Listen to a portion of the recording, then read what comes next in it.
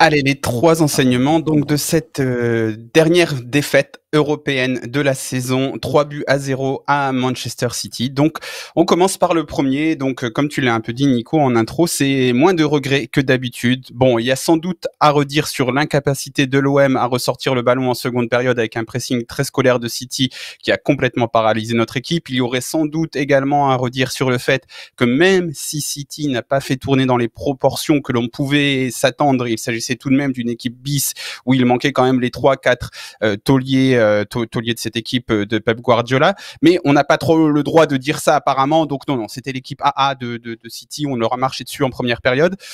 Et puis bon, de nos jours, de toute manière, l'équipe bis de City est tout de même bien supérieure à l'équipe A de l'OM. Et en bref, avec nos attentes bien revues à la baisse par rapport à cette équipe en Europe, elle a tout de même fait une première période de bonne facture avec 2 vraies occasions par Sanson et Gueye. Donc c'est déjà pas mal par rapport à l'OM en Europe cette année. On va dire que l'OM n'a pas sous-performé de manière presque vulgaire ce soir, comme ça a été le cas lors de matchs précédents, et s'incline sans trop de honte. Bon, voilà, sans trop de honte, c'est un peu ce qu'on peut attendre de l'OM cette saison. C'est pas ce soir qu'il faut chercher les regrets, parce que le deuxième enseignement, eh ben, bizarrement, c'est un enseignement d'un match précédent, parce que les regrets, on les a, mais sur le match précédent. Les regrets, ils sont sur le match précédent, on en a encore plus, parce que je parlais d'attentes revues à la baisse précédemment pour l'OM, et là où elles sont préjudiciables ce soir, c'est sur le match contre l'Olympiakos que l'OM remporte à domicile 2-1.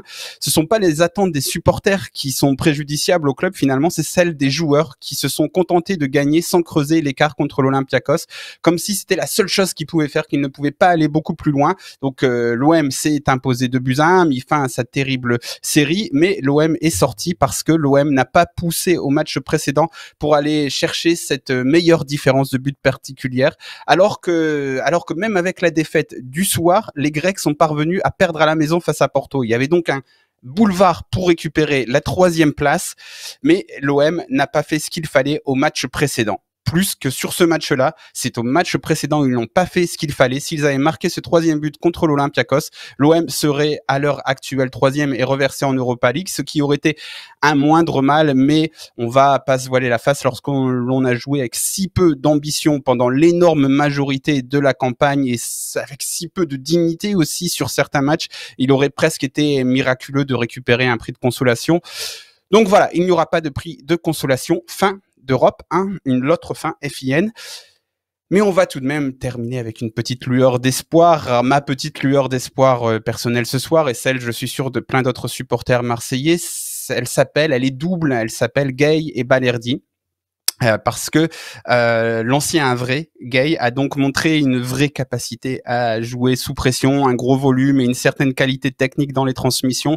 Dans tous les cas, il a montré autre chose que nos autres milieux de terrain et j'ai beaucoup aimé notamment cette capacité à jouer sous pression parce que j'ai l'impression qu'il y a peu de nos milieux de terrain capables de faire ça. Ils sont vite à remettre le ballon un peu n'importe comment. Lui, il semble tenir sur ses jambes, être capable de mettre un ballon devant lui. Donc ça m'a beaucoup plu. Et puis Balerdi, ça va sans doute en surprendre certains vu qu'il a perdu des ballons, mais ça me semble être un défenseur moderne qui prend des risques dans son jeu, qui va vers l'avant. Alors il joue peut-être malgré lui dans une équipe qui a plus un jeu digne des années 90 que des années 2020, mais en tout cas c'est un défenseur qui m'a tout l'air d'avoir les capacités qu'on recherche dans les grands clubs, c'est-à-dire être capable de prendre des risques dans son jeu, d'aller de l'avant, et normalement tes coéquipiers sont capables de te supporter dans ce que tu fais, mais bon là il a souvent envoyé des ballons vers Yuto Nagatomo, donc voilà, j'ai pas grand-chose à dire plus que ça, donc on va tout de même s'arrêter là-dessus. Donc moins de regrets que d'habitude ce soir, mais encore plus sur le match de l'Olympiakos